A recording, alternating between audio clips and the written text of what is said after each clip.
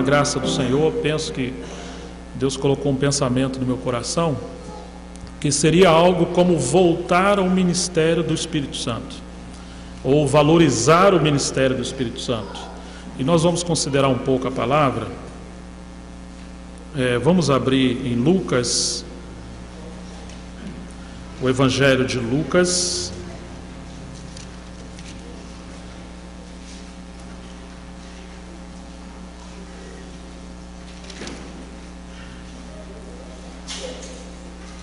capítulo 1, sobre a encarnação do Verbo, como nosso Senhor foi gerado.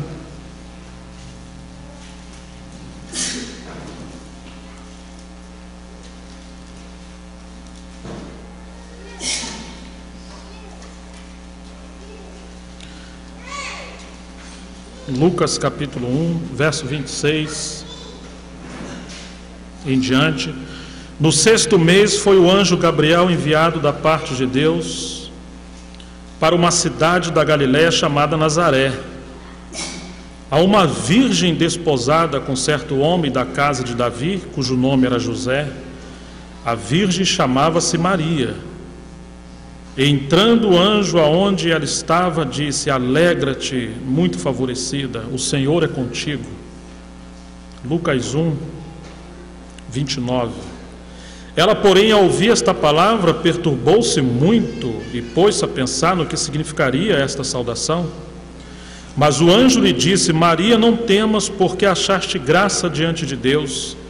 Eis que conceberás e dará à luz um filho, a quem chamarás pelo nome de Jesus.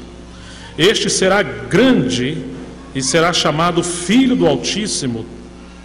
Deus, o Senhor, lhe dará o trono de Davi, seu pai. Ele reinará para sempre sobre a casa de Jacó, e o seu reinado não terá fim. Então disse Maria ao anjo: como será isto? Pois não tenho relação com homem algum. Respondeu-lhe o anjo: descerá sobre ti o Espírito Santo, e o poder do Altíssimo te envolverá com a sua sombra. Por isso também o ente santo que há de nascer será chamado Filho de Deus. Isabel, tua parente, igualmente concebeu um filho na sua velhice, sendo este já o 6º mês para aquela que diziam ser estéril, porque para Deus não haverá impossível em todas as suas promessas. Então disse Maria: aqui está a serva do Senhor, que se cumpra em mim conforme a tua palavra. E o anjo se ausentou dela. Que coisa gloriosa! O Senhor está cumprindo a sua promessa da vinda do Messias, que seria descendente de Davi. No entanto, foi obra do Espírito Santo sobre Maria, que não tinha relação com homem algum. E se o Senhor está prometendo que ele seria filho de Deus, ele seria, como disse o apóstolo João, o Verbo, o próprio Deus que se fez carne, habitou entre nós, somente o poder do Espírito Santo poderia realizar isso. E Isabel também era uma mulher estéril. As pessoas como que zombavam dela. Humanamente falando, Isabel não geraria mais filho, assim como Sara não poderia gerar filho, e de Abraão. Mas, no entanto, o Senhor veio iniciar uma obra divina e não humana. E o início da obra divina, ele é legitimado quando é iniciativa, operação, geração do próprio Espírito Santo. Então, em primeiro lugar, o Senhor, ele nasceu pelo poder do Espírito Santo, ele foi gerado pelo Espírito Santo. E ele se fez carne e habitou entre nós, ficou cerca de 30 anos na terra, e o Espírito Santo estava dentro dele. Na verdade, é inseparável o Pai, o Filho e o Espírito Santo, porque embora sejam 3 pessoas, é um único e mesmo Deus em natureza, em essência, em comunhão. Então é claro que o Espírito Santo está com ele, habitando nele, não se separa as pessoas da Trindade em si. Mas ele está ali como raiz de uma terra seca, embora visse a necessidade da humanidade, Satanás agindo, as enfermidades, a religião em emergência, aquilo crescendo, se multiplicando, usurpando o direito de Deus, ele não fez absolutamente nada. Ele continuou em silêncio, servindo seu pai, sua mãe, trabalhando, até o dia que, quando chegou o tempo dele ser batizado, vamos passar para Lucas capítulo 3.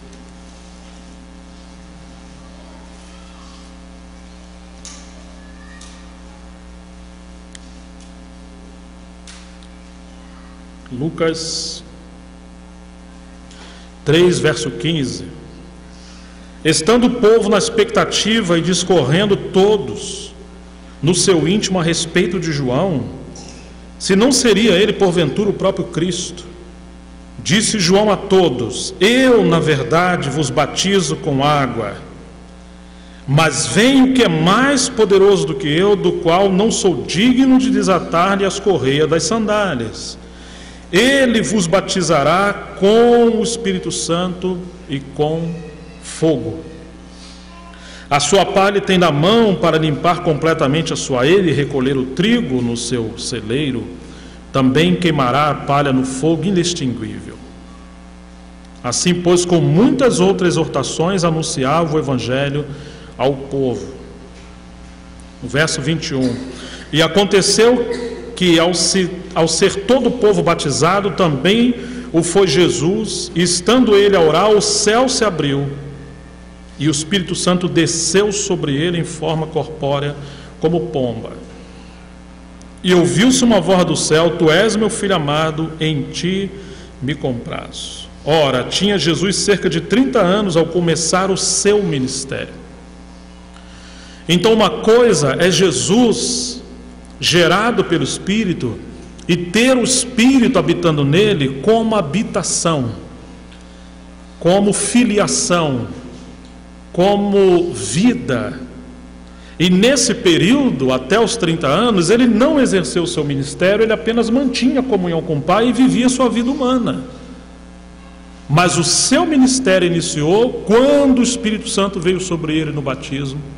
E aqui está dizendo que quando o Espírito não simplesmente estava dentro dele, habitando, mas quando veio sobre ele, ele então começou o seu ministério.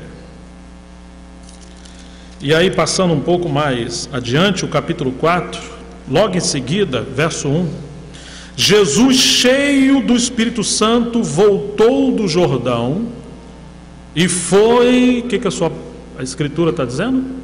Ele foi o quê? Guiado por quem? Pelo mesmo Espírito no deserto. Lá diz que ele foi guiado, em Mateus, para ser provado pelo diabo no deserto.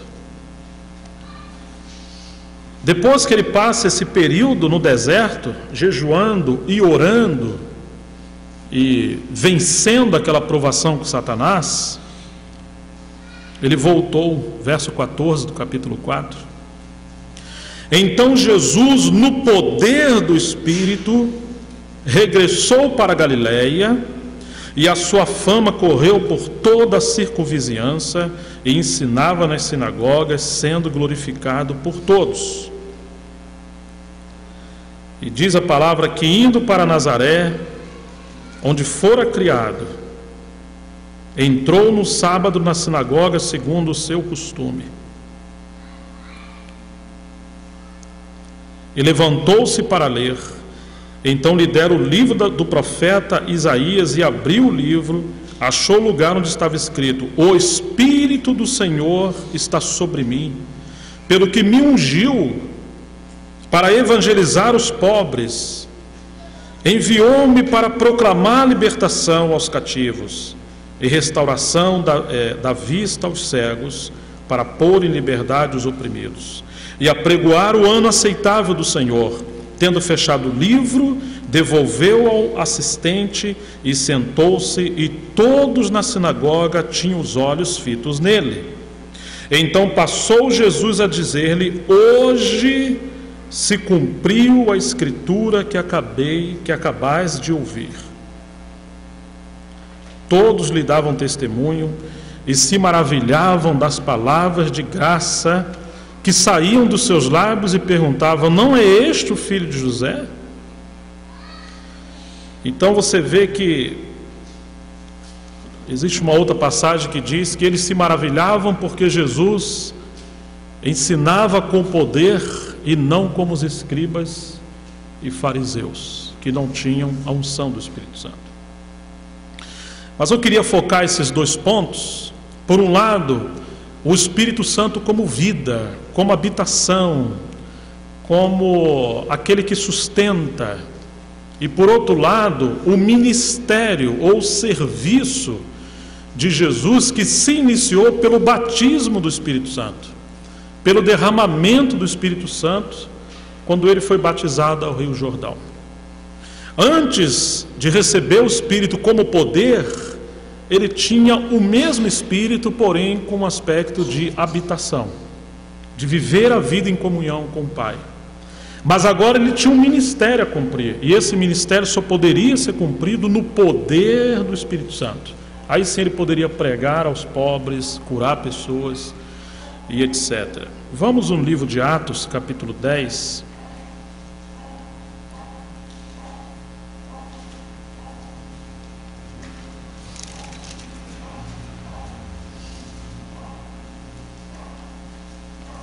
Quando Pedro está falando na casa de Cornélio, verso 37, Atos 10, 37.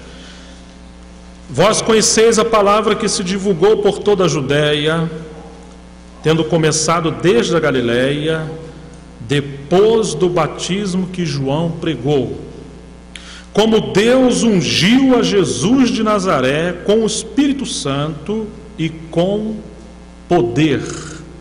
No original é dínamos ou dunamos, que significa, é da onde vem a raiz da palavra dinamite.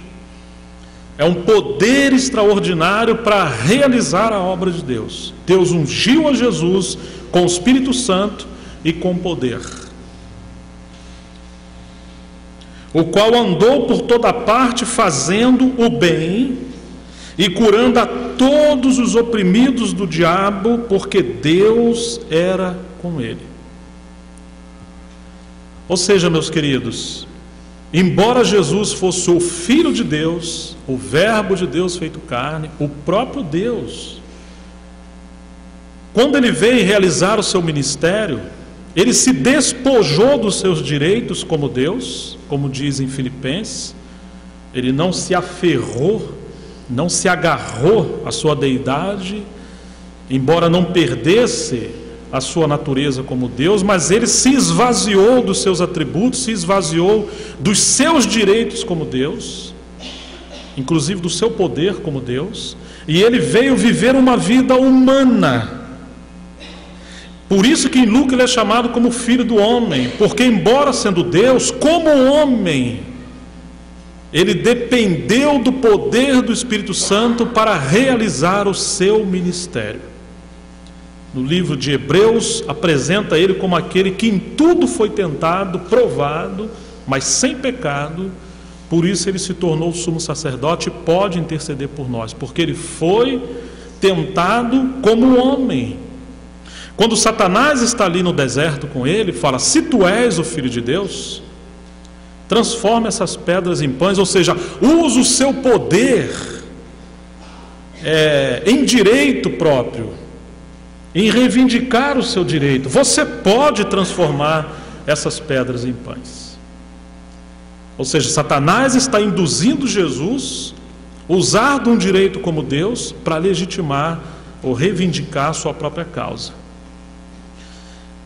Essa era a tentação de levar Jesus a não agir como homem, mas levar a Jesus a agir como Deus. Por um lado, ele semeava a dúvida no coração do Senhor: se tu és, por que está assim?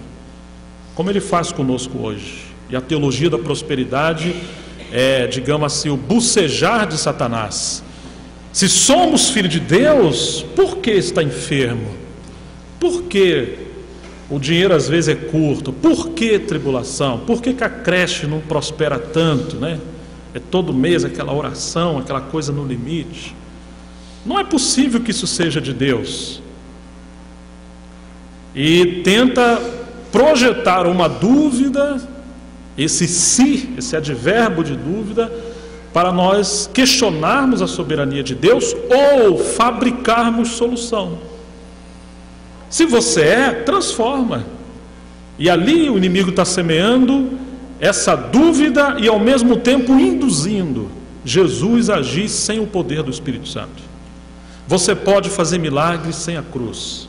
Para que ir para a cruz? E Jesus então fala, né? Não só de pão viverá o homem, mas de toda a palavra que procede da boca de Deus. Ou seja, como homem, eu vou depender da palavra, do sopro, do rema, da direção de Deus para eu agir. E Satanás tenta Jesus novamente, leva ele sobre um pináculo, né? E diz que se você é filho de Deus, você se lança daqui de cima, porque está escrito lá no Salmo 91, que os crentes gostam de abrir a Bíblia e deixar ali até a página meio amarelada, que seria um amuleto, uma boa cumba, né? Você tem macumba e tem boa cumba, né? Criar meio de proteger a casa dos espias, essas coisas são um sincretismo católico espírita, né? Cristão. Faça isso, pula daí de cima que vai dar ordem aos seus anjos para você não tropeçar em coisa alguma. Ou seja, o inimigo está tentando levar Jesus a se projetar. Olha, está todo mundo lá embaixo no pináculo do templo, é festa em Jerusalém. Já pensou você vir igual o Super-Homem, aí vem, né? Claro que essa musiquinha do 007, né? Eu não sou tão velho assim, não lembro da música do Super-Homem, Luiz, você tem que me ajudar. E os anjos ali segurando, quer dizer, você vai ter glória ministerial sem precisar ir para a cruz, sem precisar padecer.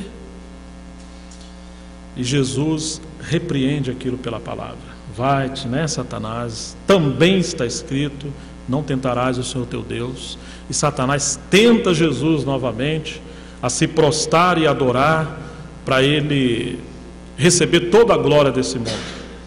Então você tem tentação na necessidade humana, você tem tentação de confirmação, né, de posicionamento, de bajulação, de reconhecimento, e você tem tentação nesses 3 níveis, que a terceira seria de agranjear coisas aqui na terra. Quantas pessoas estão lutando para ter fama, poder, prestígio, dinheiro, ministério, título, igreja? E o diabo dá essas coisas. É só você se prostrar, deixar o evangelho da cruz e abandonar um evangelho açucarado, uma teologia triunfalista. Esse oba-oba que está hoje, você consegue muita coisa, viu? Não é muito difícil. Mas Jesus rejeita, porque ele vai viver uma vida no poder do Espírito Santo. E nós precisamos ficar claro que, embora ainda sendo Deus, ele não usou seus atributos e seu poder como Deus para desenvolver o seu ministério. Claro que algumas coisas ele fez, mas nunca reivindicando ou nunca em defesa própria. E essa era a tentação de Satanás. Quando ele está na cruz, viu que não tinha jeito, puxa, se você é mesmo aquele que havia de vir, desça da cruz, salva você e salva nós. Se defenda, faça alguma coisa, peleje. Satanás sempre levou Jesus a salvar a si mesmo. E Jesus rejeitou. Ele queria ser guiado pelo Espírito Santo e fazer a obra de Deus no poder do Espírito Santo. Que desafio, né, irmãos? Nós não temos poder e inventamos tantas coisas. Ele tinha toda a suficiência como Deus e se esvaziou para não fazer como Deus, para que a legitimidade do seu ministério como Messias, o ungido, a palavra Cristo no original significa ungido pelo Espírito Santo, pudesse ser autêntico, exercer o seu ministério no poder do Espírito Santo. Que glória que é isso! Mas por que tudo isso? Não apenas porque essa era a instância do seu ministério, mas porque esse também é o princípio, esse é o modelo da vida cristã.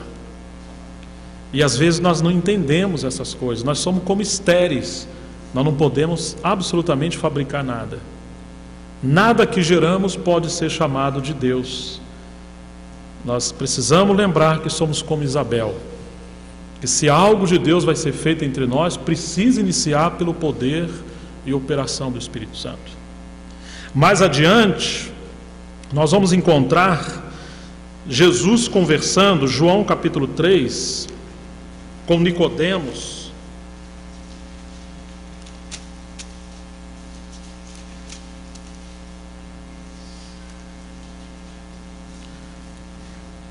Verso 1, capítulo 3. Ora, havia entre os fariseus um homem chamado Nicodemos, um dos principais dos judeus. João 3:2. Este de noite foi ter com Jesus. Ele não queria se revelar, não queria perder a glória da religião. João disse que apesar de muitos terem crido nele, em Jesus, não confessava para não perder a glória dos homens. Eles tinham medo de perder o respaldo dos homens, por isso não tomavam a decisão. Muitos têm consciência que estão fazendo muitas coisas erradas, fora da autoridade das Escrituras, mas segue o fluxo do evangelho secularizado, do cristianismo hoje como religião, para não perder a glória, a bajulação humana. Este de noite foi ter com Jesus e lhe disse: Rabi, sabemos que és mestre vindo da parte de Deus, porque ninguém pode fazer estas coisas que tu fazes se Deus não estiver com ele. A isto respondeu Jesus: em verdade te digo que se alguém não nascer de novo, não pode ver o reino de Deus. Você pode ter todo o conhecimento da Bíblia, Nicodemos, mas se não for gerado pelo Espírito Santo, você não pode ver o reino de Deus. Perguntou-lhe Nicodemos: como pode um homem nascer sendo velho? Porventura pode voltar ao ventre materno e nascer segunda vez? Agora você vê um teólogo, alguém envolvido com escatologia, com tanta gia, e não discernindo uma palavra espiritual. Respondeu-lhe Jesus: em verdade te digo, quem não nascer da água e do Espírito não pode entrar no reino de Deus. O que é nascido da carne é carne, e o que é nascido do Espírito é Espírito. Não te admireis de eu te dizer: importa-vos nascer de novo. O vento sopra onde quer, ouve a sua voz, mas não sabeis de onde vem, nem para onde vai. Assim é todo o que é nascido do Espírito Santo. Então lhe perguntou Nicodemo: mas como pode suceder isso? Acudiu Jesus: tu és mestre de Israel e não compreende estas coisas? Então, queridos, vemos aqui a futilidade da religião, do conhecimento humano, da ostentação humana, do ministério humano. Um mestre, um líder, um principal. Mas Jesus está dizendo que se alguém não nasce, ele não vê o reino. Se alguém não nasce do Espírito, ele não entra no reino. Embora existam multidões de pessoas na igreja visível, por assim dizer, nem todos estão de fato na igreja, que é a comunidade do Espírito Santo. E que um dos sintomas de que uma pessoa nasceu de novo, de que uma pessoa foi regenerada, de que o Espírito Santo habita nessa pessoa, é que a palavra Espírito aqui usada por Jesus é o mesmo que vento, ruach, poder impetuoso ou sopro. Você se lembra quando Deus formou Adão do pó da terra e soprou sobre ele o Espírito?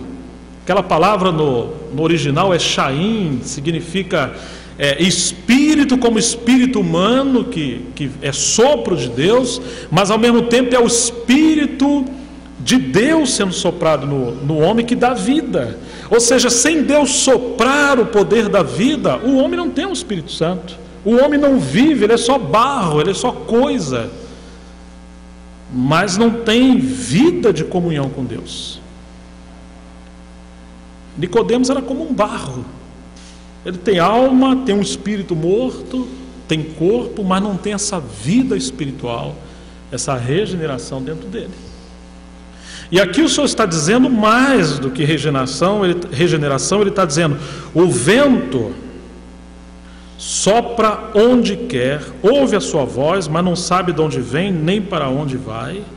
Assim é todo o que é nascido do Espírito. O Senhor está falando da natureza da vida cristã e da consequência de alguém receber o Espírito Santo sobre ele e dentro dele. Ou seja, você pode controlar o vento? Será que a gente conseguiria um vento de 60 por hora, 40 por hora, 30, 100? Não importa. Você sabe de onde ele vem? Você sabe que o pessoal da meteorologia fala de onde o vento vem. Ele é sudoeste, ele é leste, ele vai trazer isso e aquilo. Mas onde iniciou?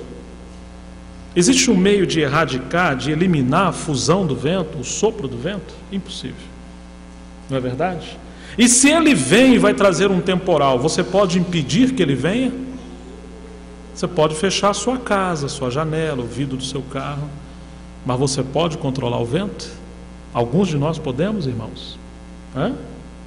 O Senhor está falando o seguinte: vocês controlam a religião, vocês controlam as estruturas. Mas se alguém nascer de novo, e se o que estiver acontecendo for obra do Espírito Santo, um dos sintomas é que vocês não vão poder controlar. Lamentavelmente, apesar de sermos salvos pela graça de Deus, às vezes nos tornamos congelados. Em natureza, um cristão, ele seria alguém soprado pelo Espírito Santo, dirigido pelo Espírito Santo. Não seria alguém controlado, manipulado, sistematizado, com dias, horários, tempos e tantas outras coisas, que muitas vezes nos congela e tira de nós essa dependência do Espírito Santo, e quando menos esperamos, viramos religião. Eu acho que todos nós aqui já fomos no zoológico, não é verdade? Aí chega lá naquela jaula do leão, ou de uma onça, ou do leopardo. Quando você olha, está aquele leão magro, as costelas meio aparecendo, um olho aberto, outro fechado, cheio de mosca. Faz lá uns 30 anos, 20 anos que ele está ali. No início a maioria foram caçados, embora outros foram gerados dentro do cativeiro, mas aqueles que foram caçados, eles eram selvagens, eram predadores. O seu faro farejava mais de 2, 3 quilômetros. O território deles era de 200 a 300 quilômetros, e eles andavam em bandos, eram selvagens. Quando eles saíam para caçar, era um negócio impetuoso, que o Criador fez assim. O rugido do leão era algo que estremecia a selva. Mas os caçadores foram lá, pegaram aquele leão, enclausuraram ele numa jaula, anestesiaram para ele ficar mais calmo, depois colocam ele num lugar menor, e com o passar do tempo, ele vai se quebrando ali dentro, tentando sair. Ele já não caça mais, as pessoas dão comida para ele, tudo preparadinho. Seus ossos vão ficando fracos, seus nervos, seus músculos, vai ficando tudo atrofiado. E mesmo que ele vê uma presa longe, aquele instinto selvagem foi perdido, está anestesiado. E aí você vê ali a placa, o rei da selva. Quando você olha, é um gato grande, que seu ponto forte agora é que ele sabe dormir, para as crianças ficar vendo, aplaudindo. Agora transporte isso para a religião, ou para o cristianismo que está hoje. A igreja deveria ser a comunidade do Espírito Santo, lugar da habitação de Deus, lugar onde o Espírito nos dirige, onde todos os dias nós deveríamos depender do Espírito Santo para nos guiar. E não apenas em reuniões, mas no trabalho, na rua, nas praças, no casamento, em todas as instâncias, estarmos numa vida cheia do Espírito Santo como habitação, para que o Senhor esteja ministrando ao nosso coração. Mas o que aconteceu conosco é que alguns dos nossos pais viveram um pouco dos avivamentos, mas aí começaram a criar uma jaula, a sistematizar um pouco as coisas, criar um bom prédio, uma boa placa, uma boa diretoria, e o que era espiritual se tornou natural, organizacional, e os leões selvagens se tornaram gatinhos, sem essa bravura do Espírito. E os mais novos foram gerados dentro da jaula. Eles ouviram falar que o vovô caçava. Puxa, o vovô contava umas histórias aí. Quando eles perseguiam os búfalos, aqueles grandão, meu irmão, o leãozinho carioca fala assim, viu? Meu irmão, não era fácil não, meu irmão. Aí fazia aquela unhazinha assim, mas meu irmão, ele nasceu dentro da jaula. Existe essa crise existencial dentro do cristão, essa incompatibilidade com as Escrituras e a vida cristã. Os pássaros também são assim, né? Enormes, lindos, umas asas maravilhosas, mas está tudo atrofiado. Às vezes eles veem um da sua espécie voando, cantarolando lá em cima, chamando para voar, mas ele está preso. E mesmo que quando você abre a jaula, ele já se acomodou ali, falou, mano, tá muito bom aqui, voar para quê? E vamos comer o quê? Aqui tá tudo mastigadinho, né? Lugarzinho para a gente, aquela zona de conforto. O Senhor está falando para Nicodemos, se você nascer de novo, vai ser uma revolução na sua vida. O Senhor vai romper com essas prisões e vai reativar esse instinto espiritual, essa natureza espiritual do espírito humano, com o Espírito de Deus, para podermos viver uma vida incontrolada por qualquer fator humano aqui na terra. Porque é Ele que quer nos dirigir, é Ele que quer nos governar. Amém, queridos? Está dando para a gente tocar nisso. Essa é a palavra do Senhor para Nicodemos. E aí quando chegamos no capítulo 20 de João,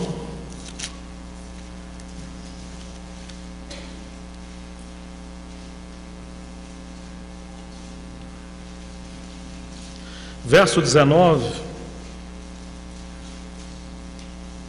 o Senhor falou por discípulo lá em Lucas, 24, permanecei ou esperai em Jerusalém até que do alto sejais revestido de poder e vocês vão ser minhas testemunhas. Acho que todos nós lembramos disso, né? Mas quando chegamos em João 20, verso 19, ao cair da tarde daquele dia, o primeiro da semana, trancadas as portas da casa onde estavam os discípulos com medo dos judeus. Meus queridos, treinados por Jesus 3 anos e meio, homens que expulsaram demônios, que curaram pessoas, que acompanharam Jesus nos seus milagres, agora eles trancaram as portas. Eles deveriam ser as testemunhas do Senhor, mas eles estão com as portas trancadas, igual a gente às vezes que estamos escondidos dentro dos nossos templos e das nossas casas, das nossas catatumbas subterrâneas, com medo, fechou a porta. Veio Jesus, pôs-se no meio deles e disse-lhes, paz seja convosco. Vocês estão sem paz, estão com medo, ansiosos, angustiados. E dizendo isso, lhes mostrou as mãos e o lado. Alegraram-se, portanto, os discípulos ao ver o Senhor. Disse-lhe Jesus, pois, outra vez, paz seja convosco. Oh, queridos, o Senhor nos dá paz. Amém? No meio da tempestade. O que é interessante aqui é que eles não foram batizados com o Espírito Santo. Eles estavam esperando. Isso aconteceu em Atos 2, quando o poder do Espírito Santo veio sobre eles. Ou seja, quando não temos o poderoso batismo do Espírito Santo sobre nós, o que nós fazemos, queridos? Nos trancamos e temos medo. Claro que isso é um fenômeno natural. Por quê? Porque nós não podemos realizar a obra de Deus por nós mesmos. Tá certo? Não devemos nos sentir condenados. Mas nós deveríamos nos sentir incomodados em estarmos condicionados a essa situação. Não, irmãozinho, é assim mesmo, fique em paz. Um dia, quem sabe quando, o senhor pode fazer alguma coisa, se ele quiser, mas está muito bom assim. E aí passamos a viver como essas feras anestesiadas, sucumbidas dentro das jaulas, que mesmo que a porta esteja aberta, a gente não quer sair. Paz seja convosco novamente, tenham paz. Assim como o Pai me enviou, eu também vos envio. Eu vou soprar vocês para fora. E havendo dito isto, soprou sobre eles e disse-lhes: recebei o Espírito Santo. Se de alguns perdoardes os pecados, ser-lhe-ão perdoados. Se los retiverdes, são retidos. Aqui o Senhor soprou o Espírito neles, mas devemos ficar claro que no original aqui não é ainda o poder do Espírito Santo sobre os discípulos, mas é o Espírito Santo como habitação, como regeneração, porque Jesus ressuscitou. Tanto que eles recebem o Espírito Santo, e o que eles fazem? Continuam no cenáculo orando. Eles não saem para testemunhar, eles não saem para fazer nada, eles estão tendo comunhão e orando. Então, na palavra, nós temos esses dois aspectos do Espírito Santo no cristão. Por um lado, o Espírito no interior. O que é isso? É o que o Senhor falou para Nicodemos: regeneração, nascer do Espírito. É o Espírito como habitação. E é sobre isso que o Senhor prometeu em João 14, 16, capítulos 14 e 16 especialmente, que o Consolador viria e habitaria dentro de nós, nos faria lembrar, estaria nos consolando, é o Paracleto. Mas isso é o Espírito Santo como habitação. Então isso é a legitimidade da filiação. Nascemos do Espírito. Mas, meus queridos, isso é para a vida, isso é para a comunhão com Deus. Mas uma vez que nascemos à semelhança do Senhor, ou seja, somos filhos de Deus, assim como Jesus viveu cerca de 30 anos escondido, nós também viveremos escondido, tendo apenas o Espírito Santo como habitação. Um belo dia, no seu batismo, ele recebeu o poderoso batismo do Espírito Santo. E o que o Senhor falou para os discípulos? Permanecei em Jerusalém até que do alto sejais revestido de poder. Estão me acompanhando, irmãos? Então, vamos em Lucas, capítulo 24.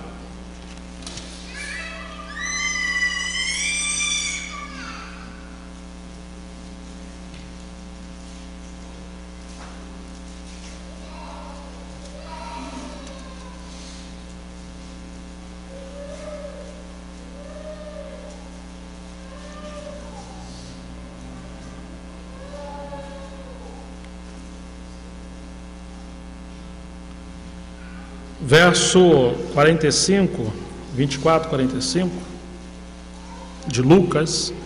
Então lhes abriu o entendimento para compreender as Escrituras. E lhes disse: assim está escrito, que o Cristo havia de padecer e ressuscitar dentre os mortos no terceiro dia, e que em seu nome se pregasse arrependimento para a remissão de pecados a todas as nações, começando de Jerusalém. Vós sois testemunhas destas coisas. Eis que envio sobre vós a promessa de meu Pai. Permanecei, pois, na cidade, até que do alto sejais revestidos de dínamos, de poder. A promessa de meu pai, mas que promessa? A promessa de Joel, capítulo 2, o livro de Joel, perdão, que acontecerá nos últimos dias, que derramarei do meu espírito sobre toda a carne. Estão lembrados disso, queridos? E aí agora os discípulos ficam em Jerusalém, mas meus amados, eles estão trancados, eles estão amedrontados, com raiva dos judeus. E o Senhor sopra o Espírito Santo e fala: quem vocês perdoam, ou seja, perdoa os judeus, perdoa aqueles que me crucificaram, perdoa aqueles que se opuseram e que se opuseram a vocês também. Mas não se acomode com isso, apenas de ajeitar as coisas, perdoar e ficar aí. Não. Então diz a palavra, vamos voltar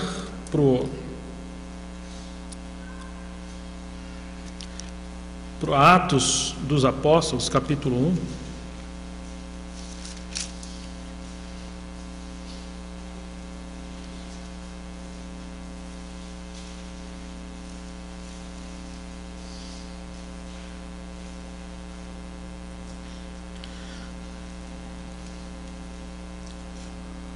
A estes, verso 3, Atos 1, 3, está falando dos apóstolos.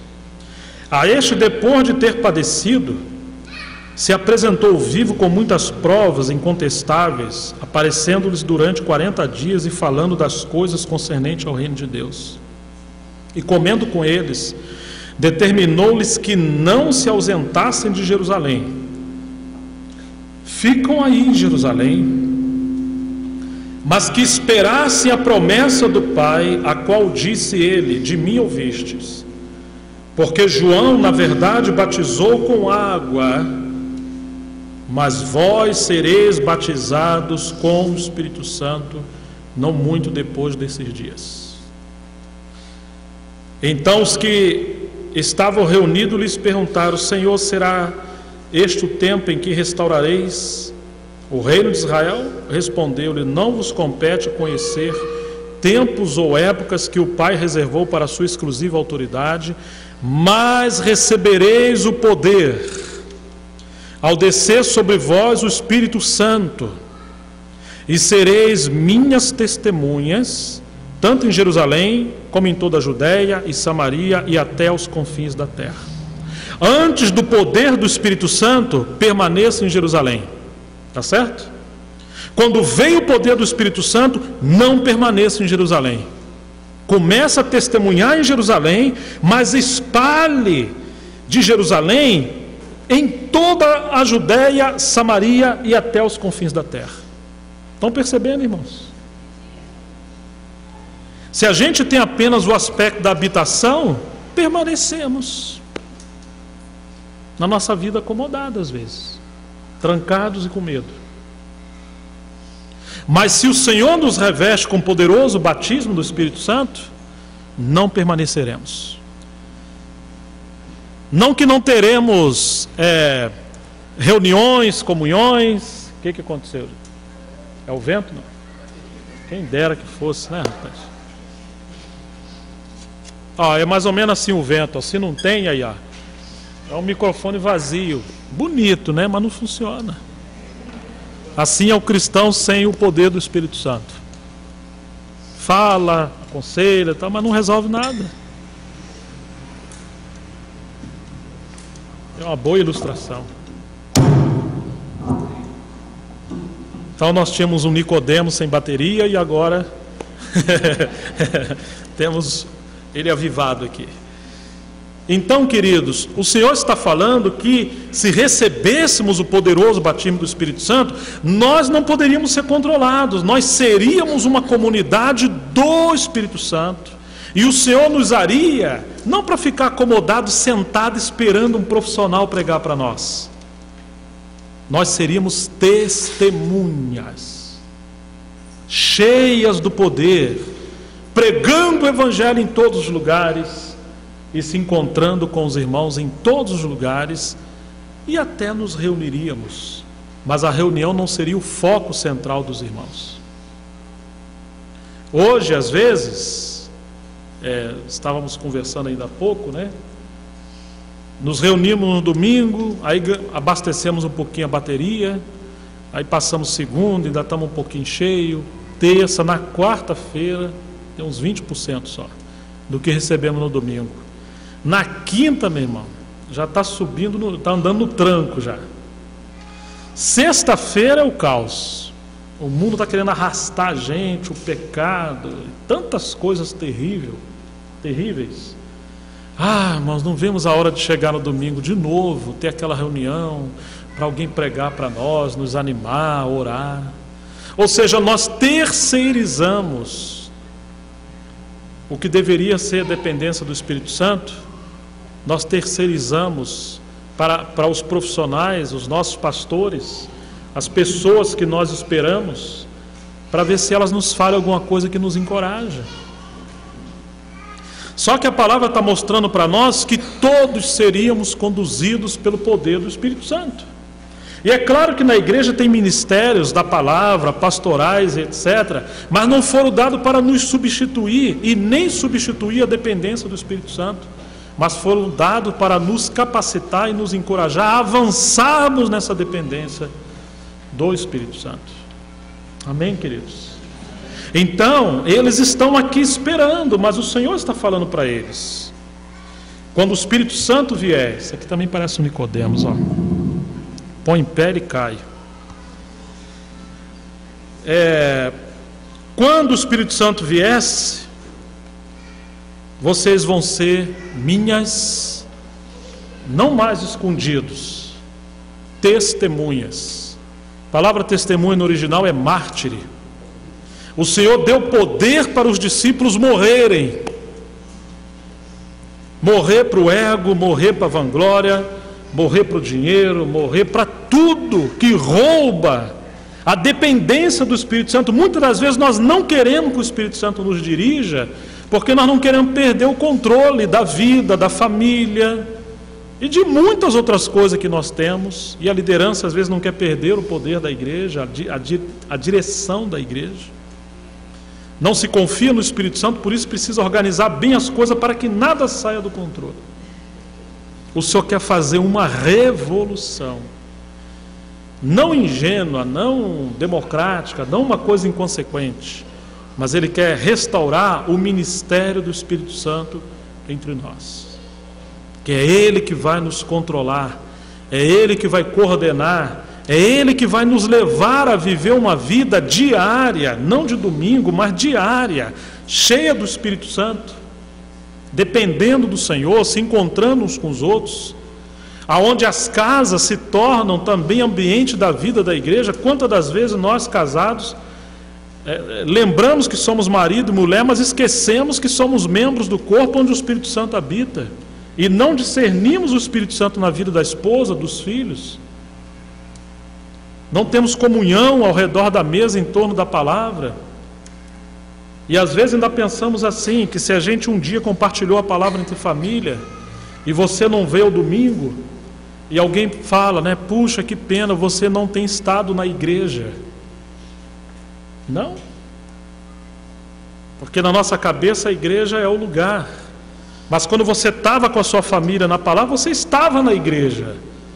Porque a igreja é formada por aqueles que o Espírito Santo habita, independente de quantos, de dia, de lugar, e se temos um líder entre nós. Por isso o Senhor falou, onde estiverem 2 ou 3 reunidos, se encontrando em meu nome. O que o Senhor falou? Mas em que lugar que Ele falou isso? Onde? Esse onde pode ser em qualquer lugar, dentro do metrô, no shopping, no carro, na rua, no posto de gasolina. Quando nos encontrarmos, chegar para um cantinho e a gente ali, se enriquece uns com os outros, visitarmos uns aos outros, estar com os outros, deixar o vento soprar para nos dirigir. Mas às vezes nós temos esse ímpeto dentro de nós, de sairmos para fazer coisa, falar, mas eu não sou pastor, eu não pedi conselho, eu não sei o que os irmãos vão achar, e começa a colocar as grades da jaula, e quando a gente vem, a gente cruza o braço de novo e dorme de novo. Um leão adormecido. O Senhor está falando, vocês vão ser minhas testemunhas. E alguns de fato morreram por amor ao Senhor. E eles permaneceram em Jerusalém. Verso 12: então voltaram para Jerusalém do monte chamado das Oliveiras, que dista daquela cidade tanto como a jornada de um sábado. Quando ali entraram, subiram para o cenáculo, onde se reuniram Pedro, Tiago, João, André, Filipe, Tomé, Bartolomeu, Mateus, Tiago, filho de Alfeu, Simão Zelote e Judas, filho de Tiago. Todos estes, o que eles faziam, queridos? Perseveravam em oração. Para quê, irmãos? Esperando o avivamento, esperando o poder do Espírito Santo. Com as mulheres, com Maria, mãe de Jesus, e com os irmãos. Então você vê que ele se aplicava à oração para que o Espírito Santo dirigisse. Eles não estavam esperando alguém se levantar e ficar ali. Não! Eles queriam ser dinamizados pelo Espírito Santo, né? Quando chega no capítulo 2, então, ao cumprir-se o dia de Pentecoste, estavam todos reunidos no mesmo lugar. De repente veio do céu um som como de um vento impetuoso. Meu amigo, o que você vai fazer com um vento impetuoso? Não tem como você controlar um vento impetuoso. Não é verdade, irmãos? Veio um vento impetuoso, ou seja, incontrolável, forte, veemente, e encheu toda a casa onde estavam assentados, e apareceram distribuídas entre eles língua como de fogo, e pousou uma sobre cada um deles. Todos ficaram cheios do Espírito Santo e passaram a falar em outras línguas, segundo o Espírito lhes concedia que falasse. Agora nós temos uma coisa interessante. A palavra cheio no original, ela tem duas conotações no grego, né? Uma é plesso e a outra é plero. Uma é cheio por dentro. Jesus era cheio por natureza, mas ele também era cheio por fora no sentido de revestimento. Nessa questão aqui, é cheio no sentido de poder, de revestimento. Você se lembra de Atos 6, quando eles mandaram separar os diáconos? Diz que deveria escolher os varões cheios do Espírito Santo. Cheio ali é habitação. Não é poder, mas são pessoas com caráter transformado, pessoas estáveis, pessoas maduras. Não são pessoas inconstantes como os coríntios, que tinham dons do Espírito Santo, mas um dia era uma coisa, outro dia era outra. Para lidar com as finanças e ajudar os irmãos, tem que ser pessoas amadurecidas, estáveis.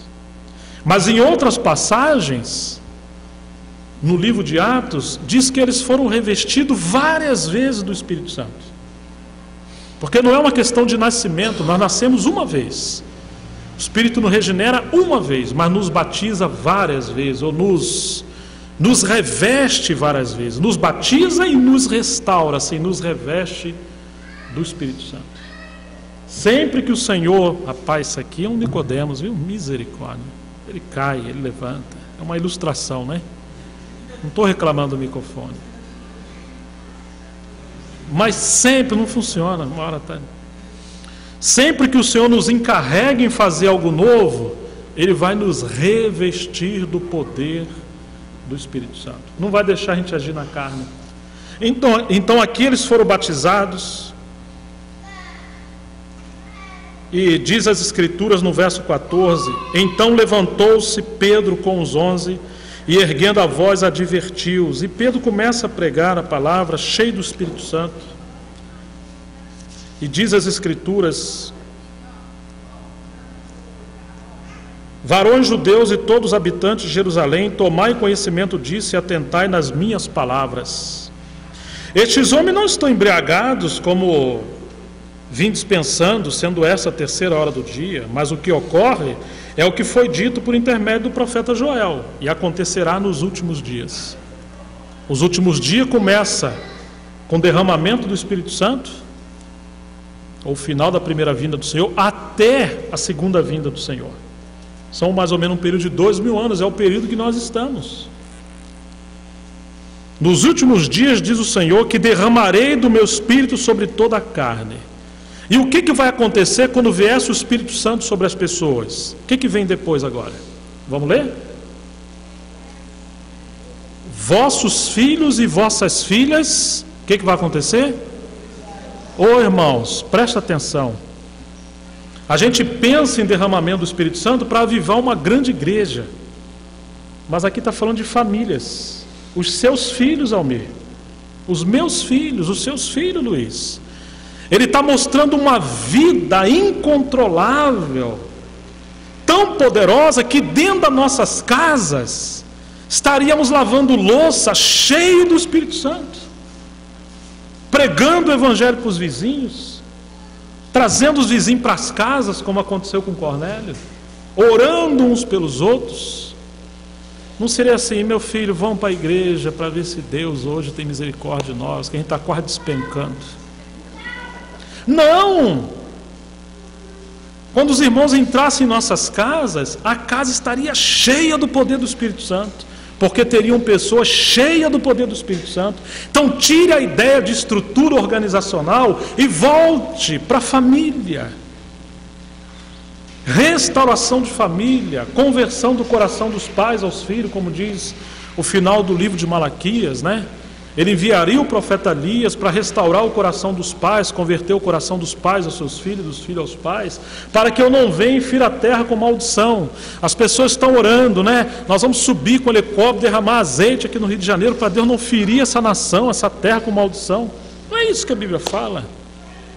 A Bíblia fala que Deus quer trazer restauração e avivamento dentro dos lares, porque em nome da igreja e da religião, casais estão se separando. O ministério está separando família. Quantas coisas terríveis. Nossos filhos estão numa situação. Agora vai, né? Deus te abençoe, viu, meu filho? É o Paracleto, né? Veio ajudar aqui. Então note, irmãos, na verdade a palavra Paracleto no original significa isso: sustentar, erguer, está conosco, significa isso aqui. Precisamos do Paracleto, né? Então note, irmãos, que as coisas foram tão invertidas. Eu até brinquei com meu sobrinho, que disse que um pastor pregou numa igreja e no final falou assim: Deus está separando casais dessa igreja para a obra missionária. Se você está sendo tocado, venha no outro dia aqui. Aí apareceram umas 6 pessoas, alguns homens sem as esposas e algumas mulheres sem os homens. Ele olhou, falou: mas mulher, cadê seu marido? Eu falei: não, eu creio no que o senhor falou ontem. Deus está separando o casal. Então nós estamos nos separando. Faz tempo que a gente está orando, estamos em crise. E eu vou para a obra e largo esse infeliz para lá, eu não aguento mais. Eu não falei isso, falou que Deus está separando o casal, já separou. Para a obra missionária. Ri não, meu negócio é sério, pá. Isso aconteceu, viu? Não é piada lá de Nova Iguaçu, não. Nova Iguaçu tem um bocado de coisa estranha.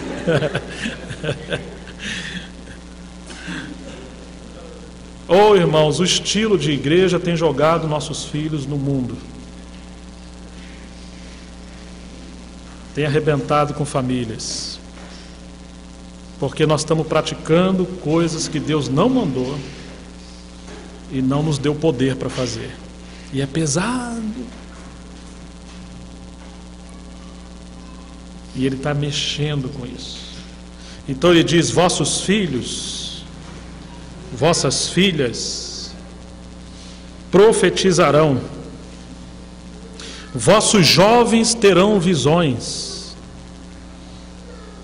e sonharão os vossos velhos. Teriam visões, né? Teriam sonhos. Até sobre os meus servos e sobre as minhas servas derramarei do meu espírito naqueles dias, e profetizarão. Ou seja, até os empregados, por assim dizer, para dentro da nossa casa. Pessoas que estariam dentro da sua casa trabalhando, ou na sua empresa, não importa. Vamos traduzir assim. Mostrarei prodígio em cima no céu e sinais embaixo na terra, fogo e vapor de fumaça. o sol se converterá em trevas e a lua em sangue, antes que venha o grande e glorioso dia do Senhor. E lá, depois você vê com calma o final de Malaquias 3, Malaquias 4, que antes do grande e terrível dia do Senhor, ele teria que converter o coração dos pais aos filhos, para Deus não ferir a terra com maldição. E isso só é possível com o poder do Espírito Santo. Forçar as coisas não vai, né? E acontecerá que todo aquele que invocar o nome do Senhor será salvo. E aí ele segue dizendo essas coisas tão gloriosas, cheio do Espírito Santo. E quantas pessoas creram aqui nesses dias? Cerca de 3.000. Esse é o poder do Espírito Santo. Esse é o ministério da palavra viva, que quebra, que destrona potestades e coloca as pessoas no reino de Deus pelo poder da palavra de Deus. Então, olha, é tão maravilhoso, são tantas as passagens que mostram os irmãos cheios do Espírito Santo, atuando, trabalhando, operando, e nós vamos ver uma igreja que dependia do Espírito Santo. Vamos só ver algumas passagens, estamos encerrando. Capítulo 4.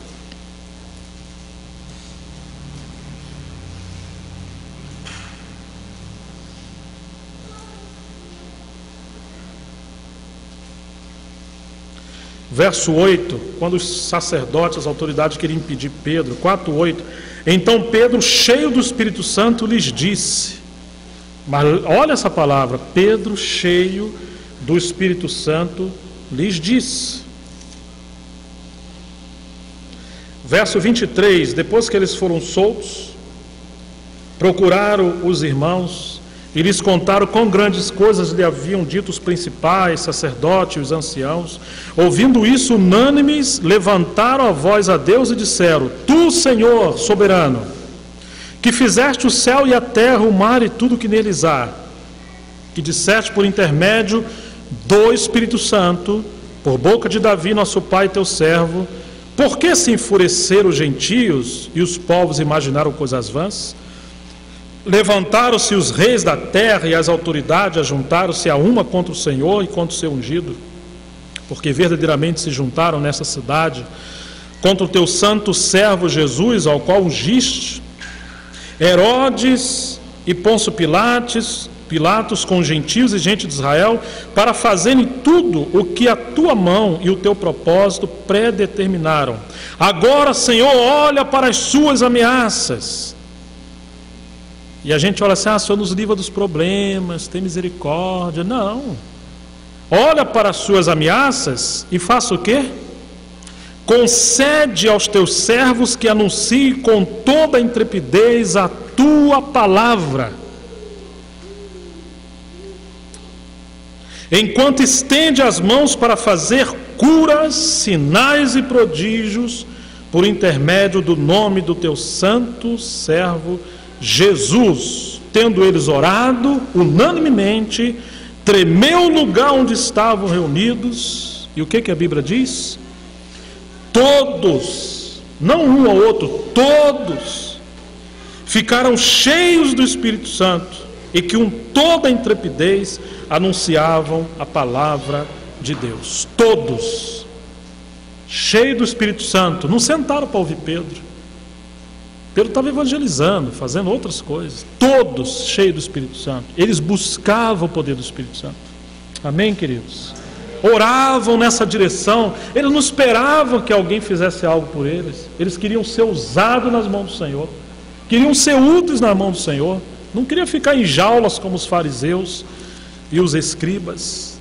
E aí eles saíram pregando a palavra de Deus. Muitas coisas o Senhor fez através dos nossos irmãos. Vamos partir para encurtar. Capítulo 6,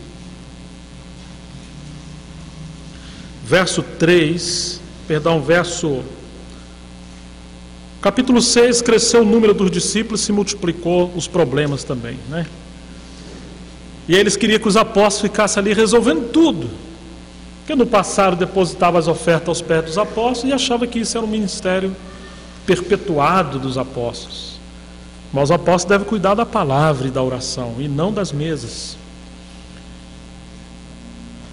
Mas o inimigo estava realmente tentando embaraçar os apóstolos para ficar cuidando de coisa administrativa, dinheiro, e deixar o ministério da palavra.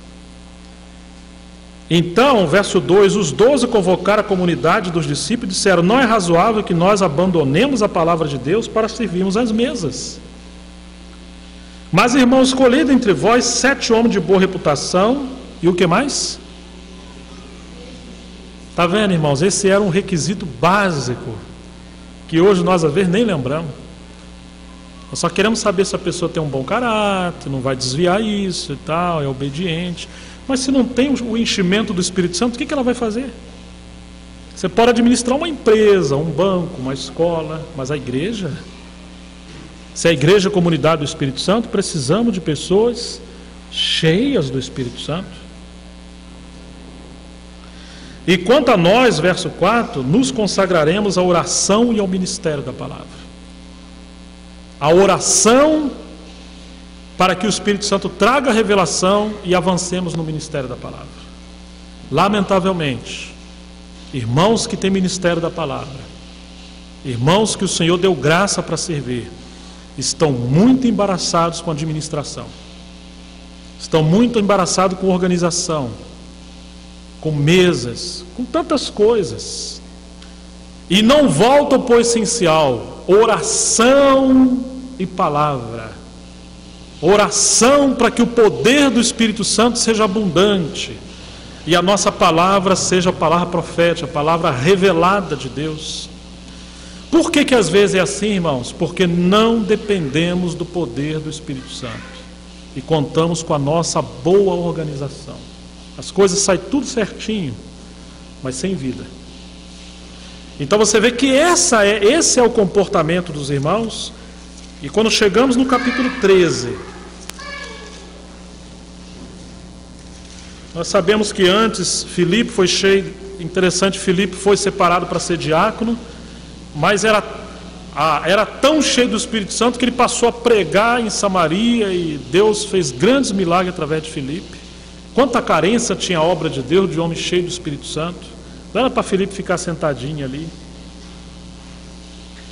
Como o Senhor quer avançar, né, irmãos? Como chegamos em Atos 13, porque era uma comunidade cheia do Espírito Santo.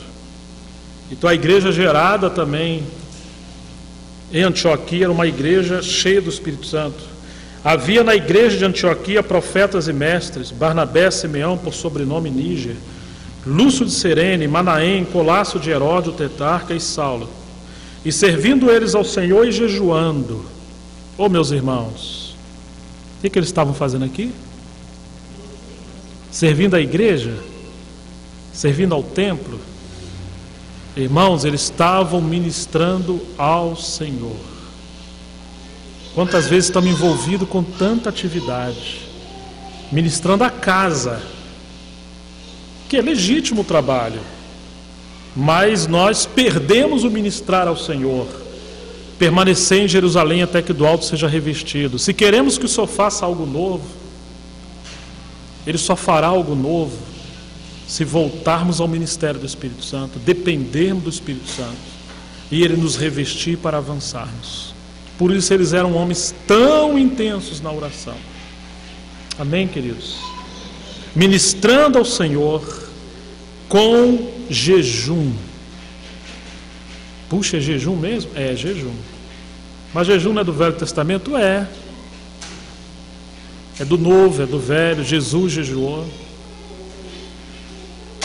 Às vezes nós até ignoramos essas coisas. Não é uma coisa religiosa, mas se o Senhor nos dirige ao jejum para algo específico, irmãos, como nós precisamos voltar a essas coisas? Poxa, irmão, mas logo o jejum? Nós somos uma geração que esquecemos de orar e somos narcisistas, né? Nós amamos o nosso corpo e amamos também o nosso ventre, né? A gente é viciado em comer. Falar em jejum é uma conversão. Um servo de Deus disse que a última coisa a se converter num cristão é o bolso, né? E um outro falou: você quer conhecer um irmão? Coma com ele. Você vai ver o nível da espiritualidade dele. Se ele é desenfreado, então você já tem noção da estatura desse irmão. Pode ser que ele seja meio exagerado nisso, mas realmente, né, irmãos? Como nós somos uma geração voltada para a glutonaria, né? E nós não temos tempo com Deus em oração e nem sabemos mais o que é jejum. Disse o Espírito Santo: separai-me agora Barnabé e Paulo para a obra que os tenho chamado. Então, jejuando e orando, impondo sobre ele as mãos, os despediram, enviados pelo Espírito Santo. E aí eles seguem a sua obra. E onde eles chegavam, eles transmitiam o poder do Espírito Santo através da palavra. E eu quero concluir lendo Efésios, capítulo 4.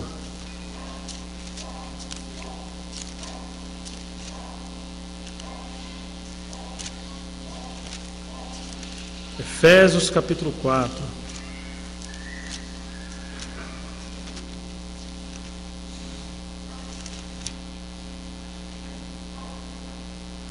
Verso 30.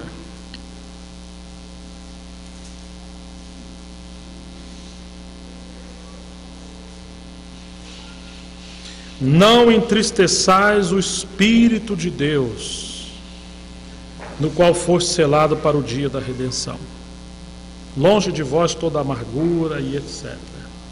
Quantas coisas vêm, irmãos, para sufocar e entristecer o Espírito Santo dentro de nós. Nós não vamos fazer isso não, que o pastor não gosta, né? Ah, mas não está aqui, mas aquele irmão ali é bem amigo dele, então, né? Põe esse filme não põe isso aqui não. Nós temos muita reverência humana, né? Mas ignoramos que o Deus eterno habita dentro de nós e que nós somos o quê? Templo do Espírito Santo que habita em nós, dentro, para viver e se unir conosco e nos dirigir para fazermos a vontade de Deus. Então não devemos fazer as coisas porque isso ou aquilo, não, é porque Deus habita dentro de nós pelo Espírito Santo. Se eu vou estar no lugar onde Ele não pode estar, então eu não estarei, porque Ele habita em mim.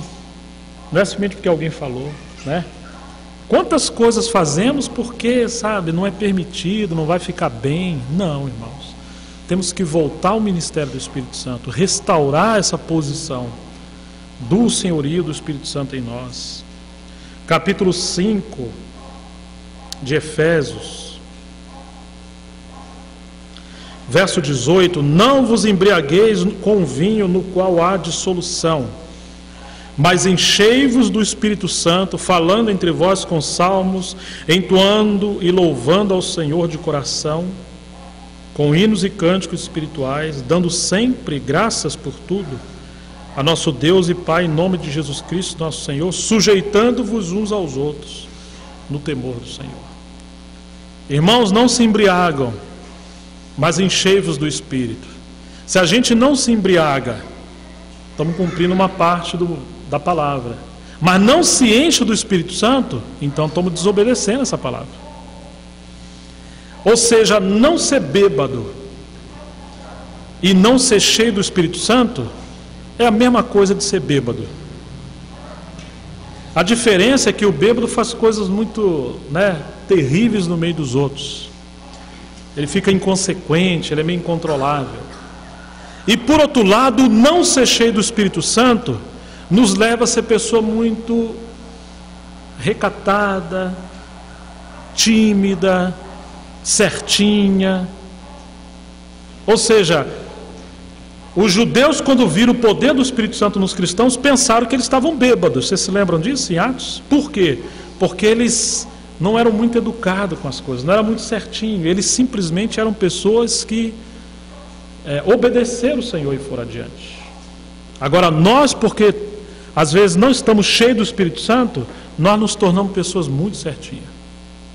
Em outras palavras, o Senhor fala para a gente ser bêbado do Espírito Santo. É isso que Ele está falando. Cheio do Espírito Santo. Não é irresponsável, mas ser como aquele vento que não controla. Amém, queridos? O Senhor quer que sejamos bêbados, embriagados, cheios do Espírito Santo, guiados pelo Senhor. E Ele vai nos guiar a coisas tão tremendas nesses dias. Nada vai se perder. Em Tessalonicenses, não precisamos ler, mas a palavra diz para a gente não apagar. Vamos ler sim, né? E vamos nos pôr de pé. 1 Tessalonicenses, capítulo 5.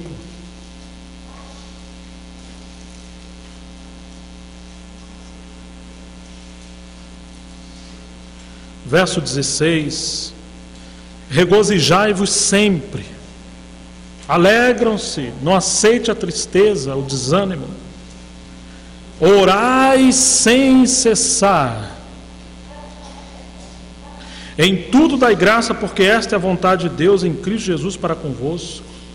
E o verso 19: não apagueis o Espírito, não extinguais o Espírito, não desprezeis as profecias, julgai todas as coisas, retendes o bom, abstende-vos de toda aparência do mal.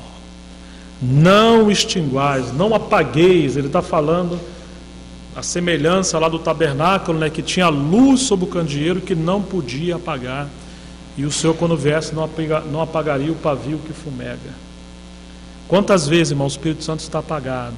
Nosso espírito como lâmpada. Provérbio diz que o espírito do homem é a lâmpada do Senhor.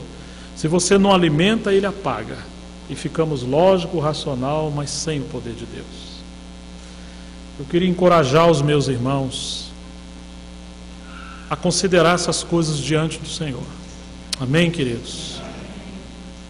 O Espírito Santo habita em nós como vida. Fomos regenerados, fomos salvos.